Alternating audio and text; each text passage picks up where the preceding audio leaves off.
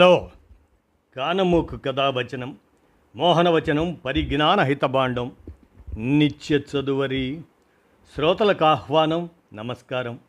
చదవదగునెవరు రాసిన తదుపరి చదివిన వెంటనే మరువక పలువురికి వినిపింపబూనిన అది ఏ పరిజ్ఞాన హితబాండమవు పో మహిళ మోహనవచనమై విరాజిల్లు.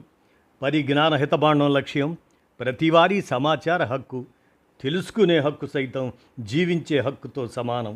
ఆ స్ఫూర్తితోనే ఇప్పుడు సుఖీభవ సౌజన్యంతో రోగ నివారిణి యోగ వయోభేదం లేకుండా అనేటువంటి అంశాన్ని మన కానమూకు కథావచన శ్రోతలకు ప్రపంచ యోగా దినోత్సవం జూన్ 21 సందర్భంగా అవగాహన నిమిత్తం ఈ అంశాన్ని వినిపిస్తున్నాను. వినండి. రోగ నివారిణి యోగ వయోభేదం లేకుండా. ఇక వినండి ఈ అంశాన్ని. యోగ మార్గం ఆరోగ్య భాగ్యం. యోగా అంటే ఆసనాలు వేయడమో ఊపిరి బిగబట్టడమో కాదు, జీవితాన్ని ఆధీనంలోకి తెచ్చుకోవటం. మనదైన ఈ ప్రక్రియ అవసరం ఇప్పుడు చాలా ఎక్కువ. ఆధునిక జీవన శైలితో కొని తెచ్చుకుంటున్న వ్యాధుల్ని ఎదుర్కొనడానికి యోగా ఓ పరమ ఔషధం. ఉరుకులు పరుగుల జీవితంలో ఆత్మకు స్వచ్ఛత, మనస్సుకు ప్రశాంతత, ఒంటికి వ్యాయామం ఏది ఉండట్లేదు. ఈ పరిస్థితుల్లో మానవాళికి అందుబాటులో ఉన్న అతి పెద్ద భాగ్యం యోగా. గాడి తప్పిన శరీరాన్ని సరైన దారిలో పెట్టడానికి ఆసనాలు ఉపయోగపడితే అంతర్గత ఉన్నతికి ప్రాణాయామ ధ్యానాలు దోహదం చేస్తాయి. యోగాభ్యాసం ప్రాధాన్యాన్ని అర్థం చేసుకొని ఆరోగ్యాన్ని మెరుగుపరుచుకుందాం అనే స్ఫూర్తితో ప్రపంచ యోగా దినోత్సవం జూన్ 21. యోగాసనాలు, ప్రాణాయామం, ధ్యానం శరీరాన్ని సరళంగా ఉంచేందుకు, నాడీ వ్యవస్థ బలోపేతానికి ఎంతో దోహదం చేస్తాయి. దీంతో రక్తపోటు, మధుమేహం, గుండెపోటు, పక్షవాతం వంటి సమస్యలను నివారించవచ్చు. వంధ్యత్వ సమస్య ఎదుర్కొంటున్న పురుషులకు, అల్జీమర్స్తో బాధపడుతున్న వృద్ధులకు యోగాతో మంచి ప్రయోజనం ఉంటుందని ఇటీవల ఎయిమ్స్ పరిశోధకులు అధ్యయనంలో తేల్చారు.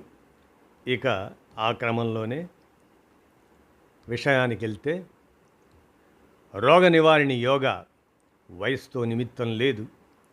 చక్కటి శరీరాకృతి, తరగని ఉత్సాహం, పొంగి పొర్లే ఆనందం, వయసుతో ప్రమేయం లేని ఆరోగ్యం, వీటన్నిటినీ యోగా గంపగుత్తగా ఇచ్చేస్తుంది. మనిషి చురకత్తిలా మారాలంటే మనస్సును, శరీరాన్ని ఏకం చేసే యోగ మార్గాన్ని అనుసరించాలి. యోగా కాలాతీత ఆరోగ్య మార్గం. మనిషిని సంపూర్ణ ఆరోగ్యవంతుడిగా చేయటమే దీని లక్ష్యం. ఆసనాలతో అవయవాలను మర్దన చేస్తూ, చంచలమైన మనసుకు ధ్యానంతో కళ్ళెం వేసి కూర్చోబెడుతూ, ప్రాణాయామంతో ప్రాణశక్తి కేంద్రాలను ఉద్దీపన చేస్తూ, శారీరకంగా మానసికంగా మనిషిని అజేయ శక్తిగా మలుస్తుంది. శరీరం, మనస్సు ఆరోగ్యంగా ఉంటేనే మనిషి సంపూర్ణ ఆరోగ్యంతో ఉన్నట్టు. మనం ఎదుర్కొంటున్న అనేక రుగ్మతల నివారణకు యోగా ఓ ఉత్తమ సాధనంగా కనిపిస్తుంది. చాలా జబ్బుల్ని నయం చేసుకోవచ్చునని పలు పరిశోధనలు తేటతెల్లం చేస్తున్నాయి.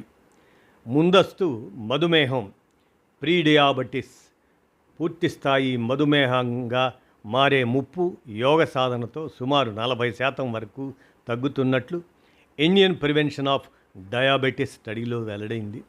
దీర్ఘకాలం ప్రయోగ పరీక్షలు నిర్వహించి ఈ విషయాన్ని గుర్తించారు. ప్రాణాయామం, ధ్యానంతో మానసిక ప్రశాంతత లభిస్తుంది. ఒత్తిడి హార్మోన్ అయిన కార్టిసాల్ తగ్గుతుంది. ఇన్సులిన్ సమర్థంగా పనిచేస్తుంది. ఆసనాలు వేస్తున్నప్పుడు కడుపు సంకోచించటం, వ్యాకోచించటం వల్ల క్లోమగ్రంథి ఉత్తేజితమవుతుంది. దీంతో మధుమేహ నివారణ, గ్లూకోజ్ నియంత్రణ జరుగుతున్నట్లు పరిశోధకులు గుర్తించారు. మానసిక ఒత్తిడితో కార్టిసాల్ హార్మోన్ మోతాదులు పెరుగుతాయి. చక్కెర, కొవ్వులతో కూడిన పదార్థాలు తినాలనే కోరిక కలుగుతుంది. దీంతో బరువు పెరుగుతారు. యోగా ఒత్తిడిని తగ్గిస్తుంది. భావోద్వేగాలను మెరుగుపరిచి తినాలనే కోరికను అదుపులో పెడుతుంది. యోగాతో క్యాలరీలు ఖర్చు అవుతాయి, కండరాలు బలపడతాయి. అధిక బరువును తగ్గించుకోవాలని, బరువు పెరగకుండా చూసుకోవాలని అనుకునే వారికి యోగా మంచి మార్గం. ప్రాణాయామం, ధ్యానం చేసేవారిలో అధిక రక్తపోటు, విశ్రాంతి సమయంలో గుండె వేగం, ఒత్తిడి తగ్గుముఖం పడుతున్నట్లు తేలింది. బొజ్జ, రక్తంలో కొలెస్ట్రాల్, గ్లూకోజ్ మోతాదులు తగ్గుతాయి.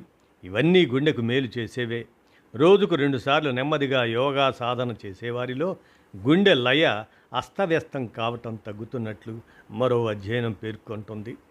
గుండె విఫలమైన వారు 8 వారాల పాటు యోగా సాధన చేస్తే శ్రమను తట్టుకోవటం, రోజువారీ పనులు చేసుకోవటం మెరుగవుతున్నట్లు బయటపడింది. అలాగే యోగాసనాలు, ప్రాణాయామంతో ఊపిరితిత్తుల సామర్థ్యం, శ్వాస తీసుకోవటానికి తోడ్పడే కండరాలు, రక్తంలోని ఆక్సిజన్ మార్పిడి ఈ ప్రక్రియలు పుంజుకుంటాయి. ఫలితంగా ఊపిరితిత్తులు, శ్వాసకోశ వ్యవస్థ బలోపేతమవుతాయి. దీంతో ఆస్తమా, సిఓపిడి ఇటువంటి జబ్బులు అదుపులోకి వస్తాయి. ఇక గుండె జబ్బులు, కీళ్లవాతం, క్యాన్సర్ల వంటి పలు రకాల జబ్బులకు ఒంట్లో కణస్థాయిలో జరిగే దీర్ఘకాల వాపు ప్రక్రియ, దాన్నే ఇన్ఫ్లమేషన్ అంటాం, అది కారణమవుతుంది. యోగా దీనికి కళ్ళెం వేస్తున్నట్లు అధ్యయనాలు చెబుతున్నాయి. యోగ సాధన చేసే వారిలో C reactive protein, IL-6, TNF alpha వంటి వాపు ప్రక్రియ సూచికల మోతాదులు తక్కువగా ఉంటున్నట్లు అధ్యయనాలు చెబుతున్నాయి. యోగాతో వేగస్ నాడి బలోపేతమవుతున్నట్లు, నాడీ వ్యవస్థ నియంత్రణలో ఉండటానికి తోడ్పడుతున్నట్లు బోస్టన్ విశ్వవిద్యాలయ అధ్యయనం పేర్కొంటుంది. వేగస్ నాడి అనేది అతి పెద్ద కపాల నాడి. ఇది మెదడు నుంచి మొదలై శ్వాస, జీర్ణనాడి వ్యవస్థలను చుడుతూ శరీరమంతా ప్రభావం చూపుతుంది. అందువల్ల ఈ నాడి మెరుగ్గా పనిచేస్తే శరీరం, మెదడు ఒత్తిడిని సమర్థంగా తట్టుకుంటాయి. ఆందోళన, ఉద్రిక్తత వంటి వాటిని తేలిగ్గా ఎదుర్కోవటం సాధ్యమవుతుంది. వెన్నుపాముకు దన్నుగా నిలిచే కండరాలను యోగా బలోపేతం చేస్తుంది. ఆసనాలు వేస్తున్నప్పుడు ఏకాగ్రతతో శ్వాస తీసుకోవటం మూలంగా ఒత్తిడి తగ్గి కండరాల బిగు సడలుతుంది. నాడుల నుంచి మెదడుకు నిరంతరం నొప్పి సంకేతాలు అందడం తగ్గుతుంది. దీంతో నడుము, కండరాలు, కీళ్ల నొప్పులు వంటివి ఉపశమనమిస్తాయి. అలాగే ఈ వయసులో ఎందుకు అని పిల్లలు, ఈ వయసులో చేయలేంలే అని పెద్దలు అనుకోవటంకి వీల్లేదు. జీవితంలోని ప్రతి దశలో యోగా ప్రభావాన్ని చూపుతుంది. ఏ వయసు వారు ఏం చేయొచ్చంటే, వయసుతో నిమిత్తం లేకుండా 5 నుంచి 12 సంవత్సరాల వారు పిల్లలకు ఈ వయసులో శరీరం ఎలాగైనా వంగుతుంది. వారికి యోగా ద్వారా శారీరక దారుఢ్యం, మానసిక శాంతి, ఏకాగ్రత పెంచవచ్చు. రోజు కనీసం ఓ 30 నిమిషాలైనా వారికి యోగాను అలవర్చాలి. తాడాసనం, భుజంగాసనం, బాలాసనాలతో పాటు ప్రాణాయామం ఈ వయసు పిల్లలకు నేర్పాలి. ఇక 13 నుంచి 25 సంవత్సరాల వయసు వారికి బాల్యం నుంచి యవ్వనంలోకి ప్రవేశించే దశ కాబట్టి అది శారీరకంగా, మానసికంగా పరిపక్వత వచ్చే వయసు అది. చదువు, ఉద్యోగాల ఒత్తిడి మొదలవుతుంది. దురలవాట్లకు బీజం పడేది ఆ వయసులోనే. మనస్సును నియంత్రించుకోవటంలో కీలకమైన దశ ఇది. యోగా ద్వారా శరీర దృఢత్వంతో పాటు మానసిక విశ్రాంతి లభిస్తుంది. సూర్య నమస్కారాలు స్థిరమైన చిత్తాన్ని ఇవ్వటంతో పాటు హార్మోన్ల సమతూకాన్ని నిలుపుతాయి. శలభాసనం, ధనురాసనం, పశ్చిమోత్తాసనం వంటివి మేలు చేస్తాయి. ఇక 26 నుంచి 45 సంవత్సరాల వయసు వారికి ఇక ఉద్యోగమని, కుటుంబ బాధ్యతలని అనేక ఒత్తిళ్లుండే దశ అది. బాధ్యతలు పెరిగే కొద్దీ మానసిక విశ్రాంతి, శారీర ఆరోగ్యంపై అశ్రద్ధ వహిస్తారు చాలామంది. నీరసం, నిద్రలేమి, జీర్ణ సంబంధ సమస్యలు, అలసట ఇటువంటి వాటితో ఆ వయసు వారు సతమతమవుతుంటారు. ప్రాణాయామం, ధ్యానం మనస్సును ప్రశాంతంగా ఉంచుతాయి. ఆసనాలు శరీరంలోని రుగ్మతలను తగ్గిస్తాయి, కండరాలను బలపరుస్తాయి. పవనముక్తాసనం, వజ్రాసనం, అర్ధమచ్చేంద్రాసనాలతో పాటు ప్రాణాయామంతో శక్తివంతమైన జీవనశైలి సాధ్యమవుతుంది. నిద్ర నాణ్యత పెరుగుతుంది. ఇక 46 నుంచి 60 సంవత్సరాల వయసు వారిలో ఈ దశలో శారీరక, మానసిక జీవనశైలిలో అనేక మార్పులు చోటు చేసుకుంటాయి. ఉద్యోగ ఒత్తిడి, కుటుంబ బాధ్యతలు, ఆహారపు అలవాట్లు, వ్యాయామ లోపం వంటి కారణాలతో ఆరోగ్యంపై ప్రతికూల ప్రభావం పడుతుంది. బీపీ, డయాబెటీస్, ఊబకాయం, కీళ్ల నొప్పులు, నడుం నొప్పి, ఆందోళన, ఒత్తిడి, నిద్రలేమి, మహిళల్లో హార్మోన్ల మార్పులు, మోనోపాజ్ సమస్యలు ఈ వయసులోనే వస్తాయి. యోగా వీటిని చాలా వరకు నియంత్రిస్తుంది. మరో మకరాసనం, శవాసనం, ఉత్తాసపాదవాసనం, ఉత్తాసపాద శవం, ప్రాణాయామాలతో షుగరు, బీపీ వంటి జీవనశైలి వ్యాధులపై నియంత్రణ సాధించవచ్చు అంటున్నారు. ఇక 60కి మించిన వారు వయసు పెరిగాక శరీరంలో శక్తి సన్నగిలుతుంది. ఈ సమయంలో ఆరోగ్యాన్ని కాపాడుకోవటం ఓ సవాలు. ఏ అనారోగ్య సమస్య తలెత్తినా అన్నింటికీ మందులు వాడుతుంటారు. అయితే శరీరాన్ని సహజ మార్గంలో దృఢంగా ఉంచే సమర్థమైన మార్గం యోగా. రోజు కొద్దిసేపు యోగా చేయడం ద్వారా ఆరోగ్యంగా ఆనందంగా గడిపేందుకు వీలుంటుంది.